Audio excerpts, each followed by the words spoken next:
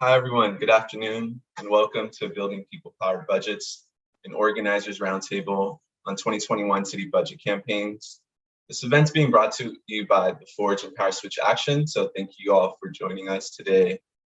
My name is Edgar Beltran. I'm a senior campaign lead with Power Switch Action. I use he, him pronouns, and I'm based in Los Angeles. Power Switch Action is a national organization that builds power for people and institutions for people to realize our collective freedom and liberation, to realize multiracial feminist democracies in our cities, towns, and counties. We were formerly known as the Partnership for Working Families, but recently underwent a rebrand to coincide with the launch of our visionary long-term agenda. So for today's event, I'm actually have the honor of being an MC and panel moderator with some of my favorite people. So I'm really thrilled to have this opportunity. Today's roundtable actually follows a September article published in The Forge that elevated the perspectives from Power Switch Action affiliates leading and supporting local budget campaigns. We decided to organize this space because of the ever-increasing and ongoing organizing around local budgets. Our affiliates and our partners have been doing budget campaigns for various years, so we recognize that there are incredible perspectives and lessons to share across our campaigns and movements. Equally important, we also recognize that our individual fights may seem dispersed, but are actually interconnected in very obvious and indirect ways. So for today's panel, I'm happy to share that we're actually having 2 Power Switch Action affiliates, as well as 2 partners, and putting us all in conversation to reflect on the past, assess the moment, and contemplate future campaign strategies and tactics. I'm excited to jump in, but before I do want to introduce our all-star lineup. Liana Molina is based in Oakland and is a senior campaign director with the East Bay Alliance for a Sustainable Economy, a Power Switch affiliate. John Wee Tran is based in San Diego and is an organizer with the Center on Policy Initiatives, also a Power Switch affiliate. And Kennedy Bartley is based in Chicago and is the legislative director with United Working Families, a partner of our Chicago affiliate, Grassroots Collaborative. I wanted to note that Brittany Alston, one of our featured panelists, is unable to be with us today, but her colleague, Ariel, has graciously agreed to join us today. Ariel Klogsborn is based in Philadelphia and is the Deputy Director of Tax the Rich Philadelphia at the Action Center for Race and the Economy, better known as ACRE. So before I start, I do want to give a roadmap of like our time together, right? So we only have 60 minutes. I know folks are incredibly busy and got lots going on. There's active budget fights right now. So I really want to respect that time and just recognize that we want to maximize this hour, but also create space for us. So for today's event, we are being live streamed and we also are being recorded. So you can always go back to the today's conversation and share it with your colleagues and co-conspirators. Second of all, the flow of our time together will consist of opening remarks from our panelists. So we get to hear from everyone to match faces with names and get us off to a good start. And then we're going to go into a discussion section where we'll hear from everyone. And then lastly, we'll hear some closing remarks from each of the panelists. I do want to note that to make this discussion more interactive and meet your needs, halfway through the discussion section, we're actually going to be sharing a poll with some list of topics that we can cover during the last part of the discussion. So we definitely want to get your feedback in terms of what we want to cover for the last portion of the discussion. So with that in mind, and with no further delay, I'm excited to really just jump in and hear from our amazing speakers. So we're going to start off with the opening remarks. So this question goes for everyone, but could everyone please share a bit about why your organizations and partners are actively organizing around local budgets and a bit about your long-term goals? And to get us started, I'm gonna pass it to Liana.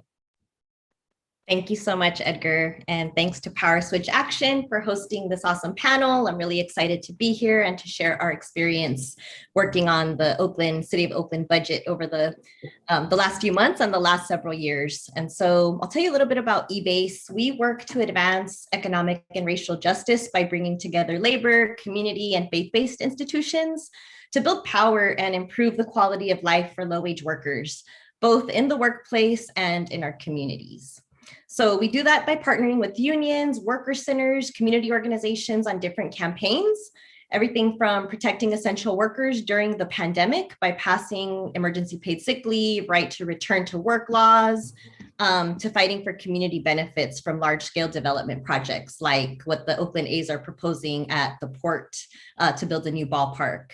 And we're also pushing for tenant rights out in Contra Costa County, which is a little bit further out in the East Bay here in the Bay Area. And so eBase has been involved in shaping the City of Oakland's budget over the last 10 years in partnership with our allies. And our long-term goals have really centered around putting more resources into community services, into our public sector workers, and moving away from subsidizing developers and oversized police budgets. And in the last few years, our advocacy has been focused specifically on prioritizing money that would help lift low-wage workers and enforce workers' rights laws that would direct those resources into both community-based outreach, as well as standing up a new city department that's called the Department of Workplace and Employment Standards. So that's been a particular niche that we've occupied in the broader budget fight. But here in Oakland, the budget fight really presents a unique opportunity for us to partner and to build and strengthen our relationships with our close labor and community allies, and also to support a broader progressive vision for how our budget can support vibrant economy and good jobs, public services, affordable housing, and a big piece is also reimagining public safety and reinvesting in arts and culture in our city. So I did also want to shout out our faith-rooted organizing initiative, FAME, the Faith Alliance for a Moral Economy, which has been a big part of the budget fights and helping to lift up a vision for a moral budget, and also engaging faith leaders to call on our elected leaders and to help shape a public narrative that helps lift up the budget as a moral document that reflects how we want to treat everyone in our community with dignity. And so finally, I'll just say that in this last budget fight, we really start to experimenting with this idea of co-governance with some of our progressive elected leaders. And so, you know, part of that is helping to shape what our allies inside are doing, and then doing the work on the outside strategy to support them, right, to move things forward politically. So we'll talk a little bit more about that. And again, I'm really excited to share with you our fight for a people's budget this year. So with that, I'll concede the floor to my next colleague. Thank you. I'll pass it on to Ariel. Hi, everyone. Great to be here. So I work with ACRE, the Action Center on Race and Economy, which is a research and organizing hub that focuses on the way that Wall Street is intentionally extractive from historically Black and Brown communities. And we work with base building organizations, both at the state and local level, on campaigns that move people into the streets to challenge the financial and tech sectors.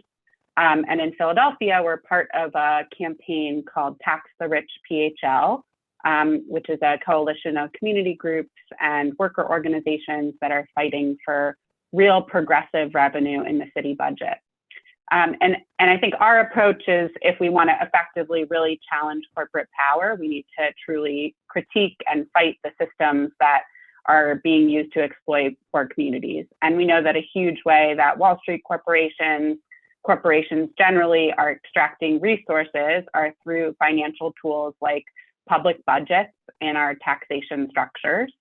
And I think we've all been part of campaigns, whether you're in a community organization or a labor union, that, you know, demanded fully funded communities, schools, housing, mental health services, et cetera, and then been told time and time again by elected officials, we just don't have the money for that, we're under budget. And I think, you know, the way we see it is that there are a million neoliberal and racist reasons that they use to justify an austerity agenda. And when I say austerity, I mean that's budget cuts to critical services and infrastructure, tax cuts to the rich. And we see that austerity budget, it isn't just something that's happened, it's been planned. And we see a huge connection between the fact that corporations have paid less and less of their of taxes on the municipal, the state level, and the federal level. And then a connection where when our cities are robbed of money and we need financing to, build new schools or renovate things, right? We're forced into a relationship with Wall Street, where banks then profit off of the fact that we need loans and make, hundreds of millions of dollars off of cities in high interest payments and fees. And we know that these are political choices and they're like inherently racist, they're inherently misogynistic, right? There's the whole relationship, you can go back to the Reagan era around the language of welfare queens and how people are dependent on public budgets. And then we see also the connection between our budgets and policing, right? Because it's the same communities that are having services cut that are over-policed. And so I think the way that ACRE and Tax the Rich PHL have been thinking about our campaigns is that we've been trapped in this cycle of we need to stop X tax cut or, stop austerity, stop these like very necessary cuts to, education funding or school funding. But that's put us in a really reactionary position. And so how do we all on the local level change that relationship to being going on the offensive to say we actually deserve fully funded communities and we're going to tax the rich to get there. And so I think similar to Liana, we see these as like really moral budgets, like these, how we talk about budget fights are actually about like morality of who is funded, how neighborhoods are funded. And we see that there's like three components, and this is kind of what makes up our Tax the Rich PHL platform. Taxing the rich and finding local revenue, defunding the police to free up real resources for treatment, not trauma, and then canceling Wall Street and ending the giant payments and connection between our Wall Street, how Wall Street profits off of our communities. So really excited to be here today and to learn from all of you about what's going on in your cities. Cool, thank you. Kennedy, do you want to share? Sure, yeah, thanks, Edgar. Yeah, so much gratitude to Power Switch Action for having me here. Really excited for the conversation today. And a huge shout out to the comrades on the call, as well as the Chicago Budget Coalition. So as Edgar shared, I'm the Legislative Director for United Working Families. We're an independent political organization across the city of Chicago, Cook County, and the state of Illinois, with elected officials at every level. We're made up of labor unions, grassroots community organizations, and elected officials. UWF began engaging with the budget, the city of Chicago budget, about 3 years ago in a really unprecedented way. Our predecessors in that fight are groups like No Cop Academy that really made meaningful demands of the budget as it related to the Chicago Police Department. But 3 years ago, we started engaging the budget in a more holistic way. United Working Families is, committed to running rank and file Black and brown folks for political office. But once they get there, there's a commitment to making, giving legislative expressions to demands on the ground. And the budget process is one of the key ways that we do that. So, Chicago, for context, has lived under decades of austerity budgets, much like, Ariel mentioned in Philly. And in a city like Chicago, which there aren't really partisan elections, everyone's a Democrat, but we recognize that means that folks are neoliberal and there are agendas to continue to privatize what we deem human rights. And so United Working Families and all of our partners, affiliates, and comrades fight to really make meaningful gains and create a party that is for the many and not the wealthy few, and really combat the status quo in Chicago. And so, it's really exciting stuff. We're actually like in the thick of our budget campaign right now. The budget vote is slated to happen on the 27th, so next Wednesday. And so I'm excited to talk more about like the I guess, granular level of what we're doing at this juncture. But yeah, just really incredible to see how far we've come in these 3 years, and really, challenging power and redefining who holds that power and making sure that it's power for and not power over. So I'll stop there. But yeah, just really excited to get into the conversation. Thanks. Thanks, Kennedy. John Wee?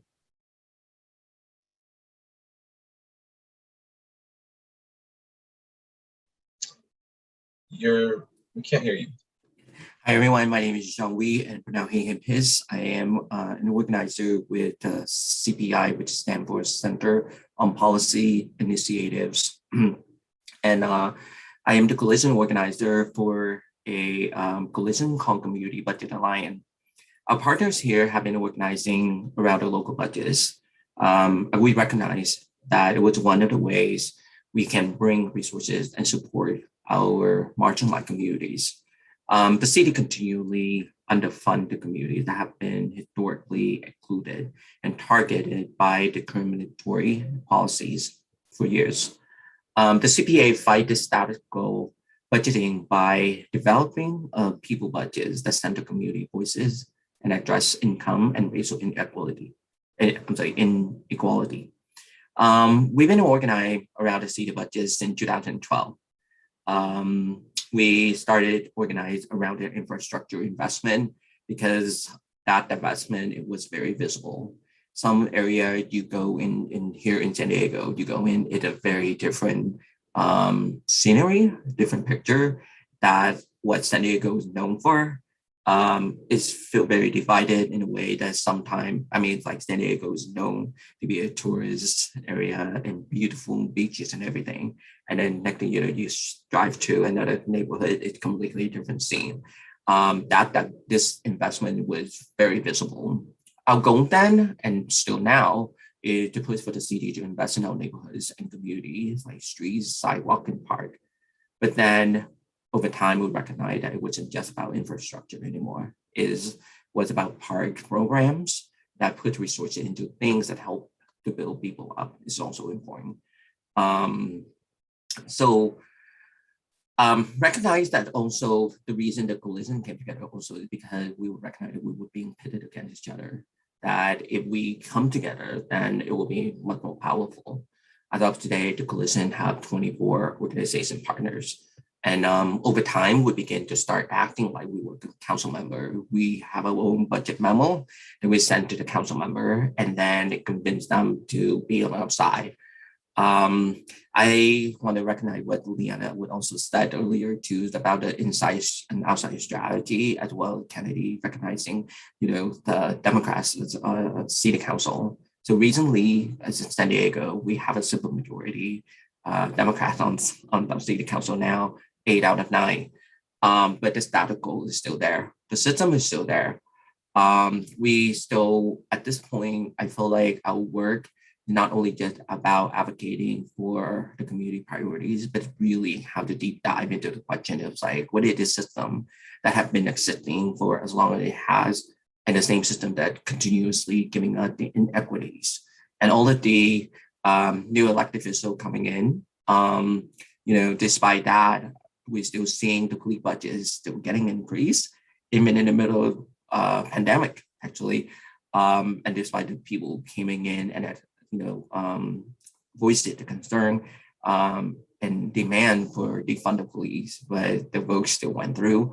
And it's just the same old budget that we're seeing over and over every single years. So at this point, it's no longer talking about equity. I feel like it's such a buzzword at this point, but rather for us to like really address the status quo, the system. How do we undo all of that to create a new one in order for us to really truly address the systemic racism that influence the budget process at this point?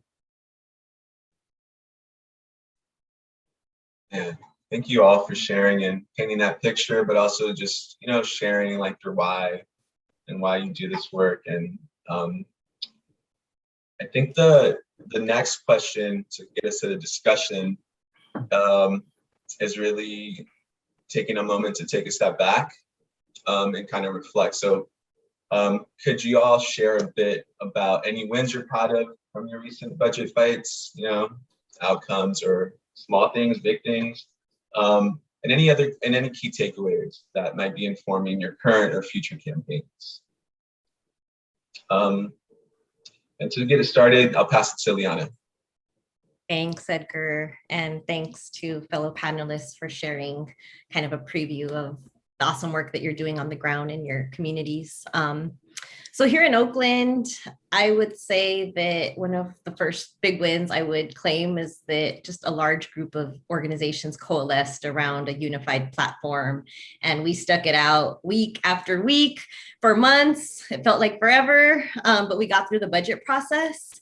And so that feels that in and of itself was noteworthy.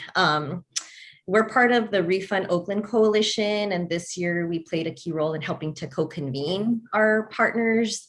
And so that included, racial justice groups, community orgs, housing folks, public sector unions. I mean, it really ran the gamut as far as the different interests at the table. And so I'll be the first to say it wasn't easy, but I think in the end, we were able to lift up our narrative and our issues and, help to create a space for broader community engagement in the process. So that feels important. And then in terms of actual wins in the budget, it's kind of hard to classify that because here in Oakland, we have a lot of problems that are facing our folks. And it doesn't feel like anything is enough to really and truly and adequately address like the housing and the homelessness crisis that we're having and the levels of homicide and violent crime. Another issue is that the budget is not set in stone. And so the budget passed in June, but since then there's been a lot of back and forth, and it feels like we're constantly fighting proposals and threats to vital services and programs. So for example, like in the last couple months, the mayor really was trying to close the Head Start program. And so that was a big deal that we had to mobilize, and we're still in the process of trying to beat back those cuts. And then with regard to police, there had been a proposal to reduce the number of police academies, and then that was reintroduced to bring back the original proposal. So it's just been kind of fight after fight after the whole budget process. But I will say that from our standpoint, we wanted to highlight a couple positive outcomes, which I mentioned earlier, the Department of Workplace and Employment Standards. So we did secure funding to be able to bring on additional staffing capacity. And those folks are going to focus again on enforcing some of the strong labor laws that we passed, like the minimum wage and emergency paid sick leave. And so that's important over the long term to increase the capacity of that department to do that work. And they're also bringing on a deputy director. So we're excited to be a part of that. And then the other big piece that I have to mention is around the investment of $17 million into the city's Department of Violence Prevention. I think around the country, there's been a lot of attention on Oakland around defunding the police. And contrary to the cops narrative, the city hasn't defunded OPD. Right? What's happening is that there's a slow reallocation of some resources toward building, public safety infrastructure and developing alternative non-police responses to nonviolent emergencies. And so I did want to shout out some of our partners here in Oakland that are doing that work, the Anti-Police Terror Project and Mental Health First, MH1. If you're interested in more information about the macro program here on the ground, they're really working hard to craft that program to be a model for preventative services, not just here, but around the country, and, to help meet our community's needs while also ensuring that the people providing those services are, that the jobs are good paying union jobs. So that's what I'll highlight. And I think Jane Wee is next, if I'm not mistaken. So thanks.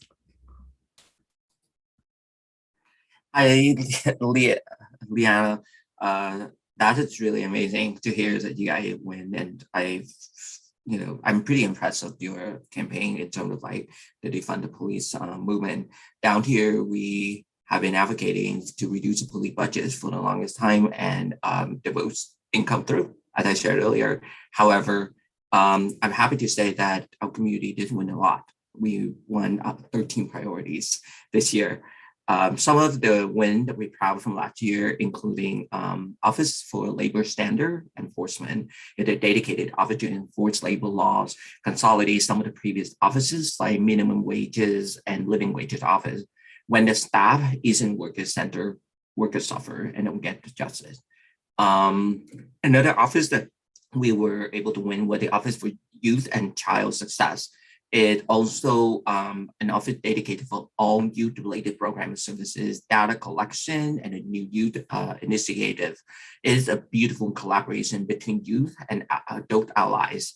It would be one key takeaway for us there. The issue should be led by the community, its impact. So it's really beautiful to see like youth being so active in this process. Another one, data language access. We did some kind of action, which I'm going to share later, but basically we ended up winning new documentation and translation services to support people calling in, engage in the city council meeting. The city also created a work group to develop the citywide language access solution, which we will be working with them this year to ensure the group take community input. And then the park investment, we were able to win a lot of money funding for the 4 parks in the low income and environmental justice communities. So the key takeaway from all of it is we have to build a movement first. The long-term struggle for me was a lot of the win that we saw today, it was the community battles, some of them even over 9 years to get to this point. But because we collapse together, multiple organizations and coalition come together to push for the same thing, but not allow us to be pitted against each other. And we need to see that shared struggle, right? Like, and it doesn't. And then second thing that we also noticed that it doesn't just end at the funding. It's also the implementation and ensuring the community-led process of the park development, staffing a new offices and holding the city accountable. Because when the votes happen and then people just don't even talk about it, they don't even follow up. It's our job to make sure that all of those things that follow up and become the vision that we dreamed out to begin with.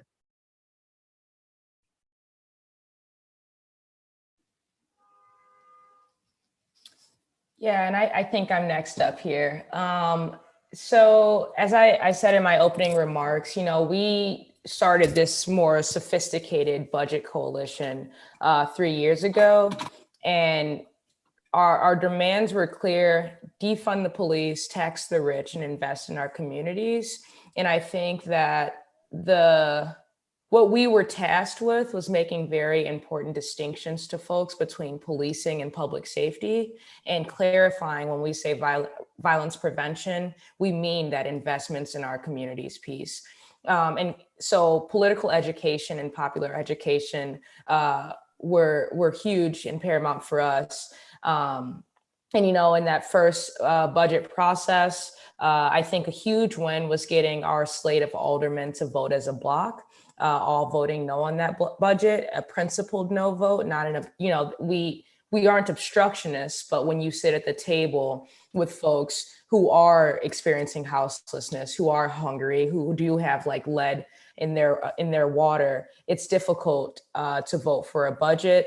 As we've said, budgets are moral documents, and when we don't see ourselves and our neighbors prioritized in that, we take principled no votes. And so I would consider that a win, as well as like winning over the people. In the following budget year, the mayor put out a survey asking folks like where they would like to see money directed, and 87% of survey respondents responded that they want to see money taken out of the CPD, the Chicago Police Department, and put into various investments into community. And this year, not much has changed. We're still demanding that the CPD be defunded, that we tax the rich, and that we invest in our communities. And in past years, when we put forth legislation reflecting this platform, it's immediately sent to rules. And I don't know how other cities work, but we say rules is a place where legislation goes to die. And this year, all 8 of our budget amendments were sent to the budget committee. And we were faced with a high quality problem, I would call it, because then we were like, what do we need to see in order to, to merit a yes vote? And I think that was remarkable, and to see that the folks who were with us in the beginning are with us now and celebrating with us now. And we have a long way to go. But the fact that this co-governance piece that Liana brought up is what we've maintained throughout this whole process. And recognizing that, like, outside of the external wins, the infrastructure that we're building is a win, right? Like, we are recognizing how to be nimble, how to work with our elected officials as partners with us without hierarchy, right? And learning how to, again, make meaningful legislative expressions of demands on the ground so that we can engage in these budget processes in serious ways. So yeah, that's what I'll share there. And I think, Ariel, you're gonna close us out.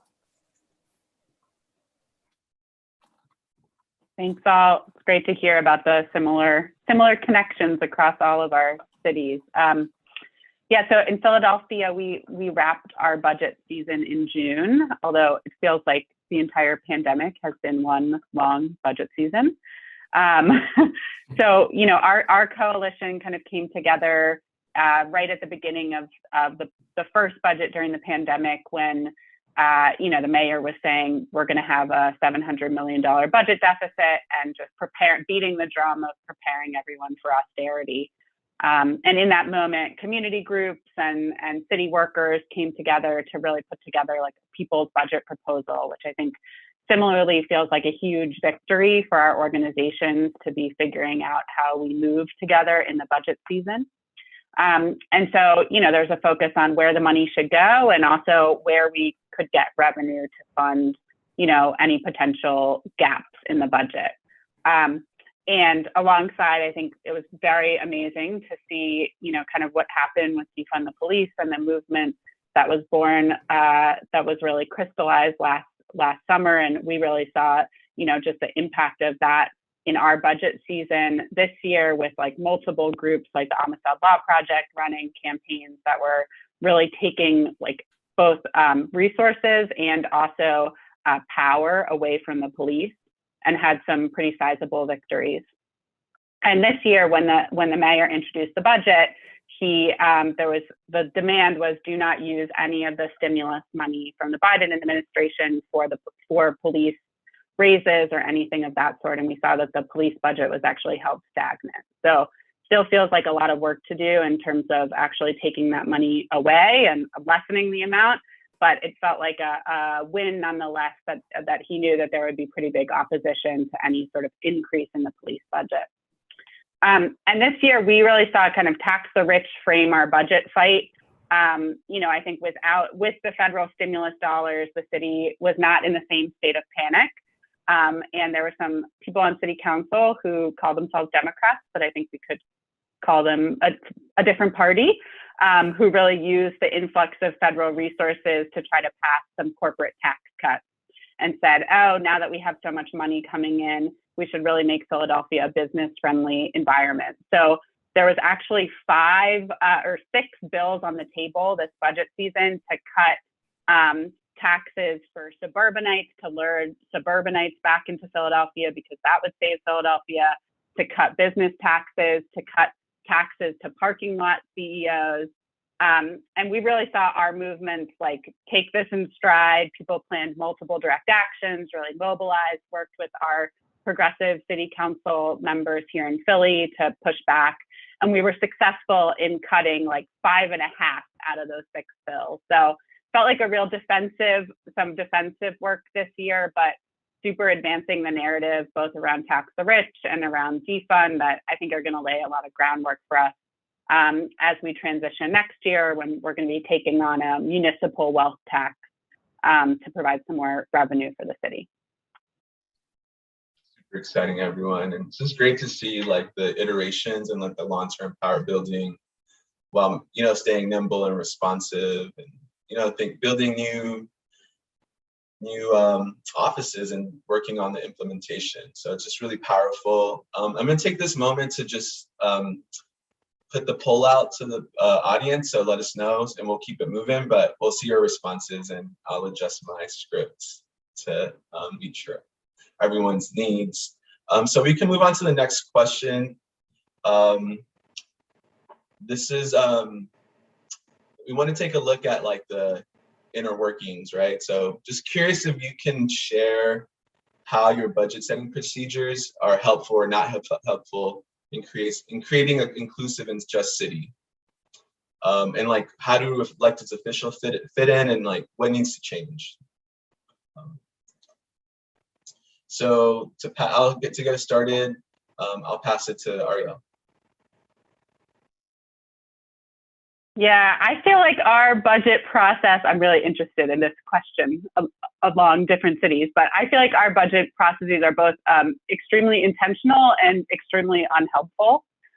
So our process is that the budget is usually announced in the spring by the mayor, but the budget process actually starts months before then, when like department heads are starting to have, you know, meetings with the mayor's office and figuring out what they want to ask for. But that is all behind closed doors. And I think we have not figured out at all how to kind of, if that's worth our time or how to intervene in that, because I think that's a huge place where a lot of decisions get made. Then after the mayor announces his proposed budget, there is a couple months of city council hearings. And those hearings are public and we usually mobilize for them. But again, it feels like the actual jockeying is happening behind the scenes, and it feels very difficult to influence, you know, unless you kind of have, you know, you can see lobbyists working that system and like, you know, well-oiled nonprofits, like service nonprofits in particular can figure that out usually. But it's not a democratic place. And I think sometimes we've had problems, obviously, with the timing of hearings being during the day when people are at work and struggling to figure out how to make that as democratic as possible for full engagement. And, you know, I think that is a place where we've like been falling by the wayside, and we need to really figure out the like real community investment in that process. That is like, again, about people heard, but then that actually being reflected in funding priorities. So it's not enough to just have the hearing at night. It actually has to be like tangibly related to a change that actually changes people's lives to make it feel like it's worth it to engage in. And, you know, I think in Philly, like, obviously, I think participatory budgeting is something that we're really interested in, and how we can figure out how to have more accountability and a more democratic process. But that hasn't, in Philly, this year was the first year that they were kind of very excited about a $1 million fund that people were able to participate in, but it felt, I think, a little bit super small scale. And I think we would need to fight for a much larger scale than just $1 million to figure out what that would look like. I will pass it to Kennedy. Yeah, thanks, Ariel. I think that we could probably have all the same answers about our city's budget processes being incredibly obfuscated and esoteric and by design and accessible.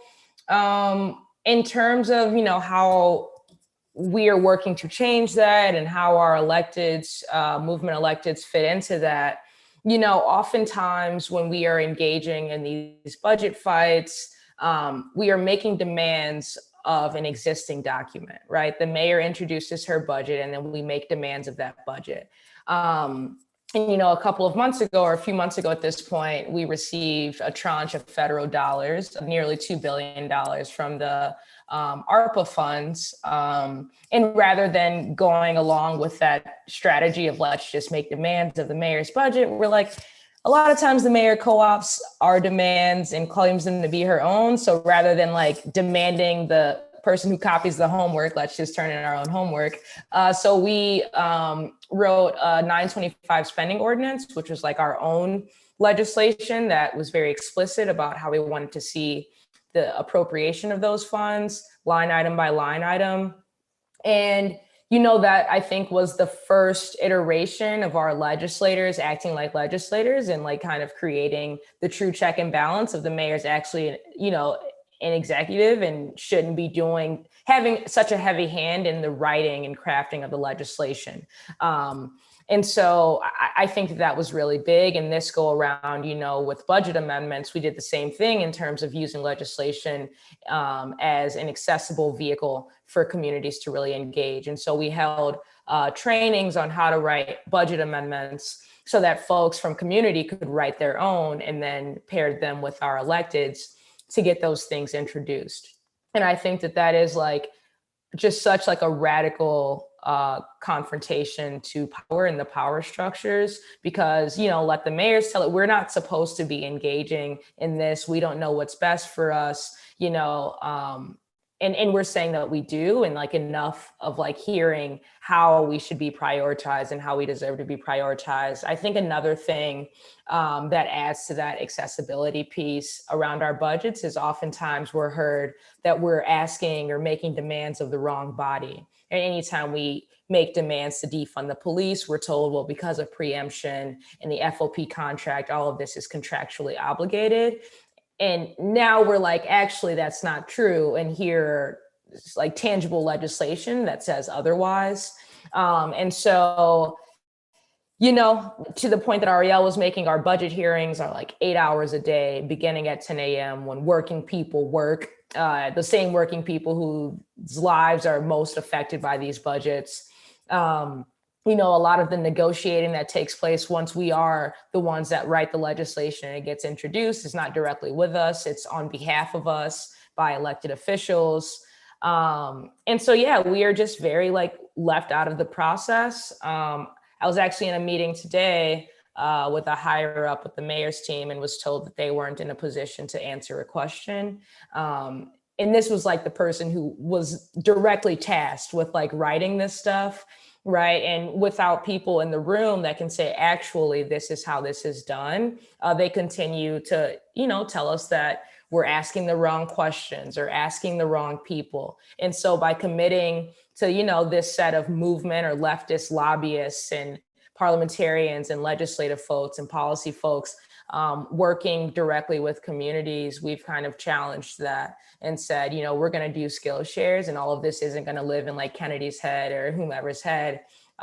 We are socializing this skill set to really engage with these budgets, despite, the powers that be setting it up otherwise. And I think I can stop there and pass it over. Is it you, John Wee? Please. Thank you, Kennedy. So like you, I hear all the same similar, not helpful situation in, I guess maybe this is how local government have been set up for so long. I've mentioned before, we are very much interested in fighting the status quo.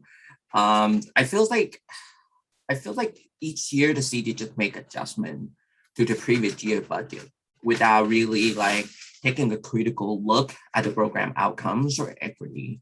And because of that, we continuously getting like essentially the same budget year after year. For example, I came up with the budget, like this is a funny part or ironic or whatever you want to call it. Every year, the joke is we're gonna cut the library. And then all of us pouring in and save the library. And then they're like, oh, you know what, you will fund the library. And everyone happy. It's like, no, it's the same budget. And even the police budget got increased. And it would, in the middle of pandemic, they would increase the police budget by $29 million last year. And the allocation to community program and services are cut and remain stagnant despite the growing need. So I always thought that was just really, really interesting way to look at it. And then now make me, question the whole system. So like you guys, I seen public hearing is setting up at 10 a.m. on a weekday, and most people can't even go out or making any comments on it or participate. And then, another one that I also make an observation is like the budget process itself have two different timelines. One for the public, which is on really show and tell. And then the other process is the internal process where everything, all the decisions have already been made for months now. And it was just like, for example, we have a budget hearing on the evening of one night, and the next day the mayor released his revise. It's like, wait, did you guys work all night long, draft up the revise, hearing our community member voices? So I mean, it's basically like a lot of things that we have to change, right? How to make this whole entire budgeting process to be more community centered, community led. Like, how do we ensure that people are actually at the table, are participating and hearing, that our elected official heard the people voice it.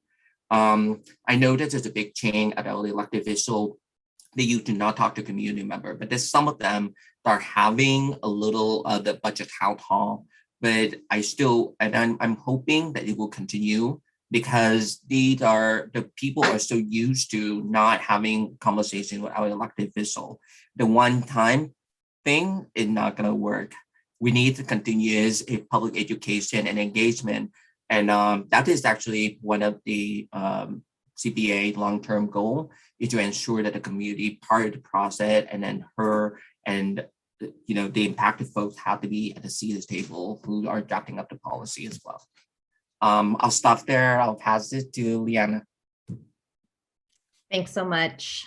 Yes, I would concur with a lot of the comments my colleagues have made, a lot of similarities. The Oakland budget is generally inaccessible, it's complex, it's overwhelming. And I think for us as advocates and organizers, we're primarily the ones that are translating this work and doing the best we can to engage the rank and file residents and workers in the conversation and in the political process. And so for us, I mean, what that looked like this past year, we did, I want to say at least 2 or 3 trainings. One was just to talk through what our platform was. And our platform was 5 proponents. It was like housing is a human right. It was around public services, public sector jobs, like vibrant economy, reimagining public safety, the reinvesting in arts and culture. And I'm forgetting there was one other thing, but we did some spokespeople trainings, and then, there was 2 door knocks where we targeted some strategic council districts where we knew we were going to have some pushback on our issues. And we went and talked to residents and voters and did some lit drops that kind of talked about our issues. There was also a lot of social media. We ran a paid ad campaign. I think it was focused on these different topics. So there was a lot that went into it. I mean, we did some pressers and I think like a couple rallies. And then, of course, all the time we were in communication with the council members, both our allies, as well as our potential adversaries. And so we were in conversation through the whole time. I think one big learning, and Ariel and others spoke to this, is that, the budget process is starting way before the votes are happening, right? And so even though it felt like we were working on this for a long time, I feel like we first convened the refund coalition maybe in February or March. I think moving forward, it's imperative that, we expedite our timeline so that we're not trying to make amendments to the final proposals, but that we're really informing the conversation from the get-go. And so there was a lot there. I would say, as far as accessibility, I mean, here in Oakland, we have a challenge with just language, right? The very basic, we're a very diverse population here, and yet the council doesn't have any interpretation. And I don't believe that the documents are released in, at minimum, we would need like Spanish, Chinese, and I think the other, English, Spanish, and Chinese, like at a minimum. So there's things like that. And then, council members do have town hall meetings. I think historically that's functioned as a platform for the mayor and the administration to advocate for their already proposed budget. So we have to do a lot of work to support our elected leaders to create that space for genuine conversation with constituents and really lean on them to advocate for their most underserved and directly impacted residents. So that's some of what we've dealt with here on the ground. And I think still trying to figure out, this question about how do we improve this and make it more accessible. So that I know will continue. Liana, and yeah, thank you all for sharing. It's really powerful to see the way we're engaging with like this, these laws and systems, and it kind of helps us transition to what the poll, right, and like connecting that with like what folks want us to talk about next.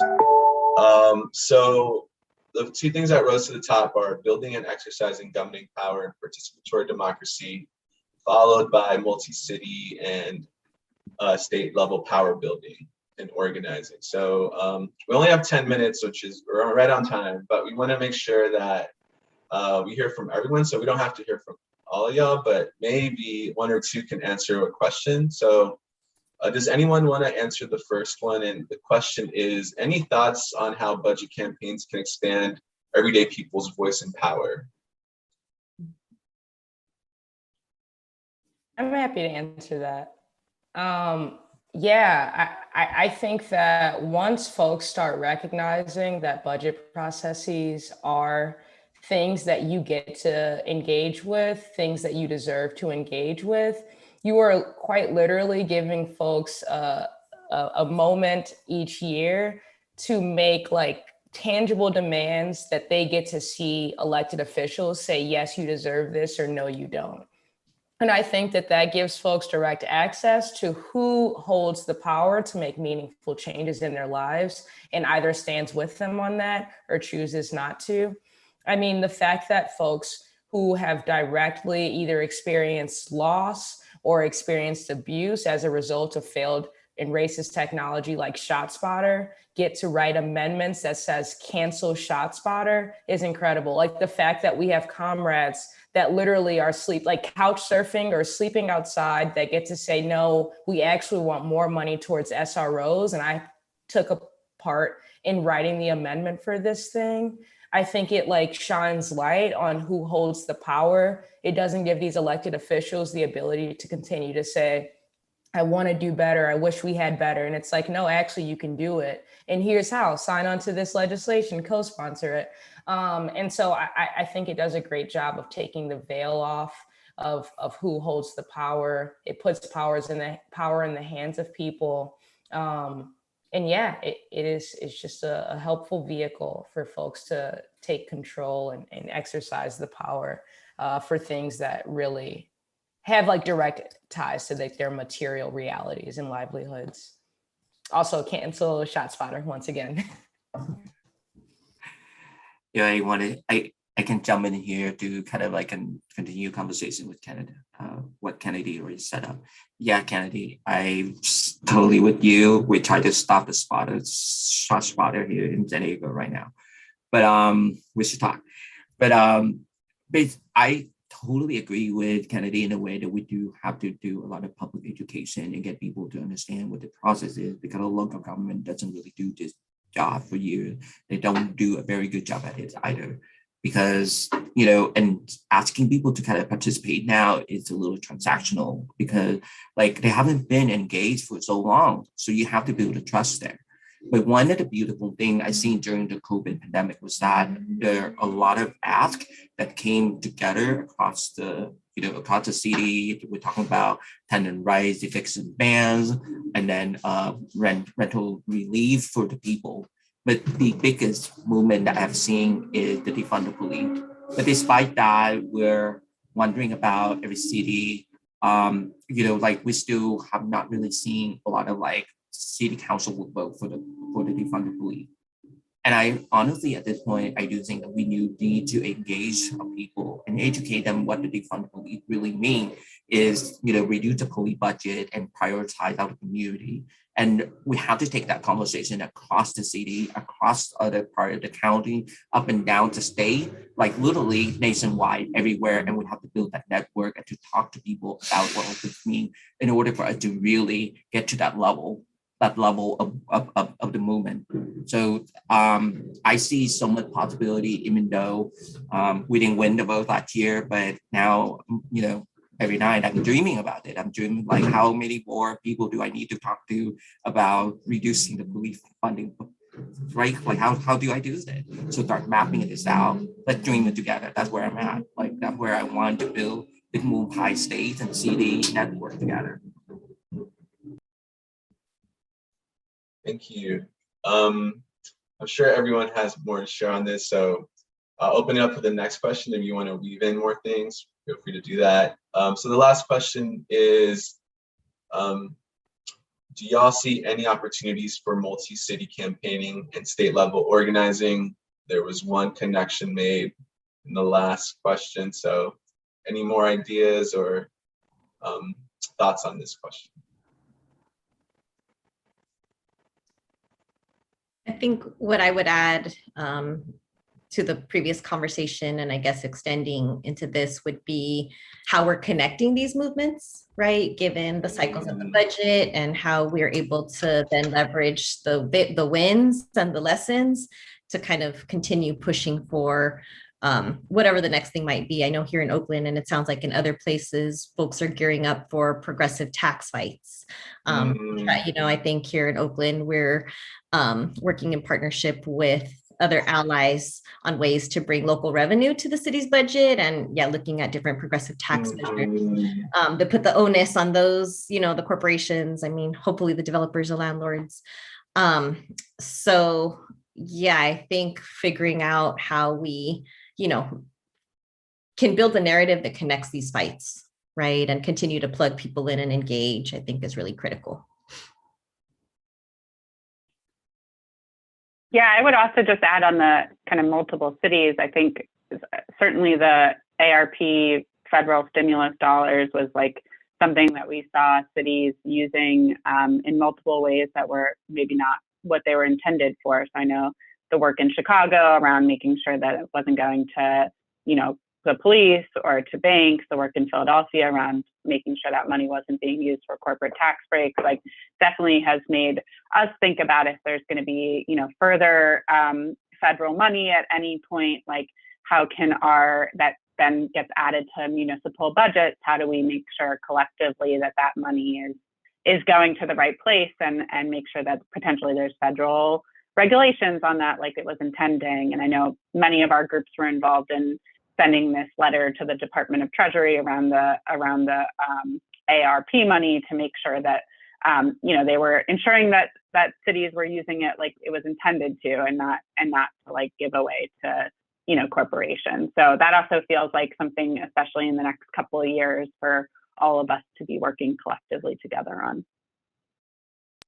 Definitely. And I think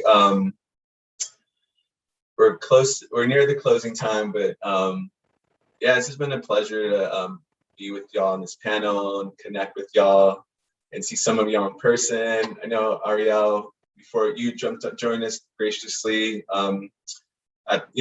right before the panel today, but you and I both worked on some stuff in revenue connections in Philly. So I think there's a lot of abundance in our network and within our movement. So we're just getting started, and I definitely feel a lot of hope. So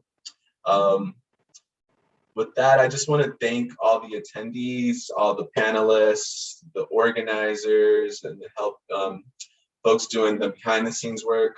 So shout out to the Power Switch Action staff and Catherine to helping us, putting us in this position. And just want to continue the conversation in formal and informal spaces for sure. So definitely we're gonna have the opportunity to we're gonna be sharing like the handles for the respective orgs of all the panelists. So follow them on social media, stay in contact and support if you can. And I think lastly, we are going to follow up with the thank you email, and that'll contain more information from like the panel, plus like links to other ways to connect. So stay tuned. Thanks, y'all. Peace.